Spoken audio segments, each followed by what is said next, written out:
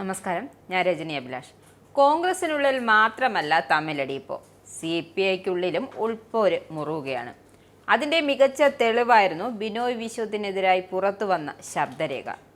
എന്തായാലും സംഭവം വിവാദമായതോടെ പ്രതിസന്ധിയിലായ പാർട്ടി ആരുടെ കണ്ണിൽ പൊടിയിടാമെന്ന രീതിയിൽ വിശദീകരണം ചോദിച്ചു.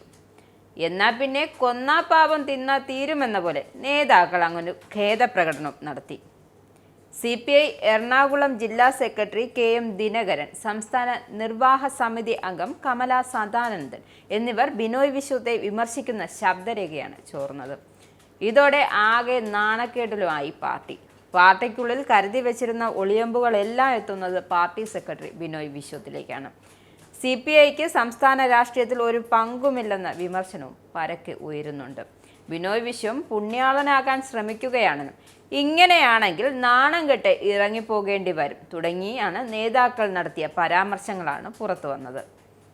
സംസ്ഥാന സെക്രട്ടറിക്കെതിരെ പാർട്ടിയിൽ ഉടലെടുക്കുന്ന അസ്വസ്ഥതകളും പ്രമുഖ നേതാക്കൾ തമ്മിലെ ചേരിതിരിവും ഇതിൽ വ്യക്തമാകുന്നുണ്ട്.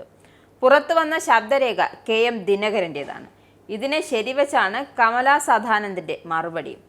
എക്സിക്യൂട്ടീവിൽ ആർക്കും ബിനോയ് വിശ്വത്തെ താല്പര്യമില്ല. സെക്രട്ടറി പദം മുന്നോട്ട് കൊണ്ടുപോകാൻ അദ്ദേഹത്തിന് കഴിയുന്നില്ല. അതിന് കഴിവുള്ളതായി തോന്നുന്നില്ല എന്നായിരുന്നു മറുപടി. കഴിഞ്ഞ സമ്മേളനകാലത്ത് കാനം രാജേന്ദ്രൻ ഏകപക്ഷീയമായി പാർട്ടി പിടിച്ചടക്കുകയും വിമത ശബ്ദങ്ങളെ അടിച്ചൊതുക്കുകയും ചെയ്ത അവസ്ഥയ്ക്ക് നേർ വിപരീതമായാണ് ഇപ്പോൾ സംഭവിക്കുന്നത്. CPMന്റെ തണലിൽ നിന്നുകൊണ്ട് ഭരണത്തിൽ പങ്കാളിയായി നിൽക്കുന്നു എന്നല്ലാതെ CPIക്ക് സംസ്ഥാന രാഷ്ട്രീയത്തിൽ കാര്യമായ പ്രസക്തിയൊന്നും അവകാശപ്പെടാനില്ല. ഇതിനുള്ളിൽ പാർട്ടിക്കുള്ളിൽ ES ബിജിമോൾക്കും വിലക്കേർപ്പെടുത്തി. ഭർത്താവ് PK റെജിയെ തൊടുപുഴ മണ്ഡലം സെക്രട്ടറിയാക്കാൻ ശ്രമിച്ചതിൻ്റെ പേരിലാണ് ബിജിമോൾക്ക് വിലക്കേർപ്പെടുത്തിയത്. ഇത് CPIക്കുള്ളിൽ വലിയ ചർച്ചയ്ക്ക് വഴിവെച്ചിട്ടുണ്ട്.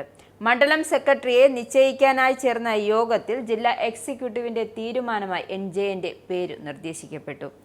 ജില്ലാ കമ്മിറ്റി അംഗമായ റെജിയുടെ പേരും ഉയർന്നു. ബിജിമോൾ റെജിക്ക് വേണ്ടി പരസ്യ നിലപാടെടുത്തു എന്നതാണ് സംസ്ഥാന നേതൃത്വത്തിന്റെ കണ്ടെത്തൽ. തർക്കമുണ്ടാവുകയും സെക്രട്ടറി തിരഞ്ഞെടുപ്പ് നടക്കാതെ സമ്മേളനം അവസാനിപ്പിക്കുകയും ചെയ്തു.